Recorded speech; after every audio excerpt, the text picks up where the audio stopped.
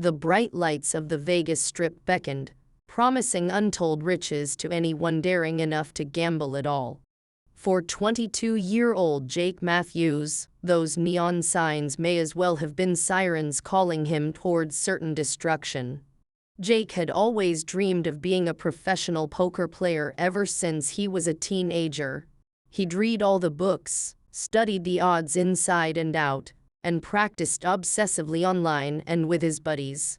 In his mind, poker was a surefire formula: use math, employ strategy, and you're practically printing money. So when Jake abruptly left his long-term girlfriend Stephanie and sold everything he owned in 2001, his goal was laser-focused. Take his life savings of $32,000 and limited cash from selling possessions and cashing out retirement funds to Vegas, and crush the amateur fish at the tables. In Jake's delusional mind, he was the skilled shark they'd never see coming. At first, Jake's cocky bravado proved somewhat successful at the lower stakes tables. He'd win a few thousand here and there, blowing the winnings on booze, partying, and chasing other vices between hot streaks. But inevitably, the losses started mounting. What began as a steady donk stream quickly became a river of squandered paychecks, drained accounts, and maxed-out credit cards. Within 2 months, Jake's $32,000 bankroll had gone up in smoke. Lost not to high-stakes professionals, but to retired Jewish ladies with bingo daubers and an Asian cowboy named Lep, who ran the $1/$2 game at Circus Circus like his personal ATM machine. Too proud and arrogant to leave while he was merely in the hole, Jake started borrowing money from anyone who would lend it. His mom Sharon, his ex-girlfriend Stephanie, even his grandfather Ralph. When those sources inevitably dried up, Jake turned to sketchier sources, like a local loan shark named Vinny the Vice, who started taking fingers as repayment. In a sickening spiral of self-destruction, Jake began smashing car windows and stealing radios just to scrape together enough cash to gamble another night. He was a ghost of his former self, scruffy, red-eyed, and so consumed by the addiction that he saw nothing else. It took hitting rock bottom some months later for the fog to finally clear.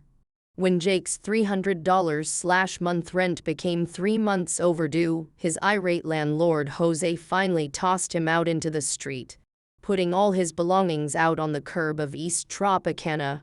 Completely broke and with nowhere else to turn, Jake placed a desperate call to his mother from a 7-11 payphone, begging and pleading for her to cash out her retirement funds to bail him out one last time.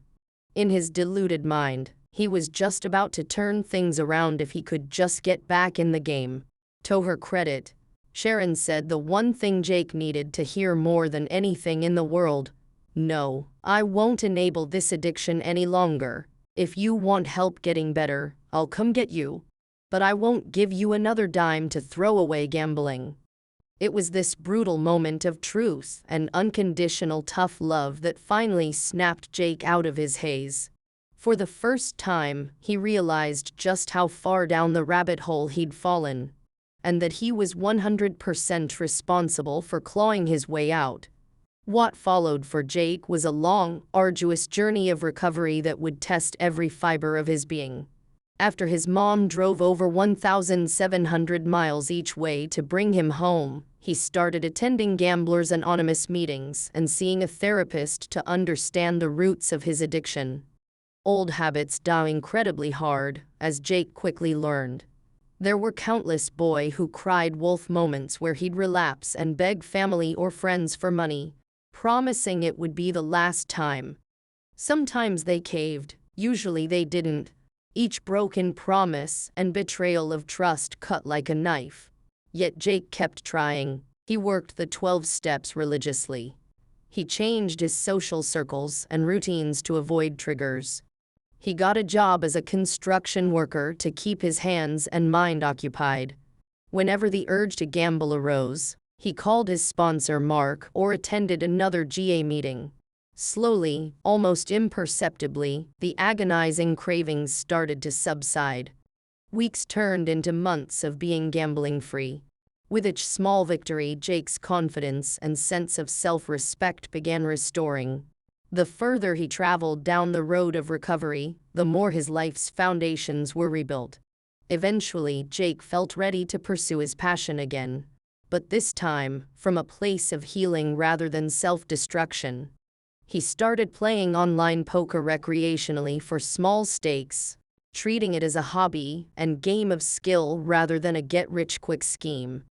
He set strict limits on bankroll, time, and money spent. His therapist celebrated these milestones as Jake demonstrating his newfound sense of control, balance, and maturity around something that had previously consumed him.